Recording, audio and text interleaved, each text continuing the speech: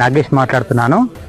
So Pavani group వాళ్ళు మన బెంగళూరు హైవేకి హెచ్ఎండి అప్రూవ్డ్తో 35 ఎకర్స్లో చాలా బాగా డెవలప్ చేసిన ఒక ప్రాజెక్ట్ ఉంది. అదే పావని ట్రినిటీ. సెకండ్ ప్రాజెక్ట్ వచ్చేసి పావని రాయల్. అది హెచ్ఎండిఏతో టైఅప్ అయిన project. So HMDA and Pavani రెండు కలిపి జాయింట్ వెంచర్గా డెవలప్ చేశారు.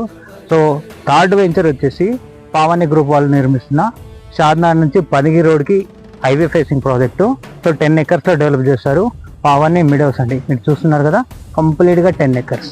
ఈ ప్రాజెక్ట్లో వచ్చేసి మనకి హెచ్ఎండి అండ్ రేరా అప్రూవ్డ్తో 2026 రేరా అప్రూవ్డ్తో డెవలప్ చేసిన ప్రాజెక్టు.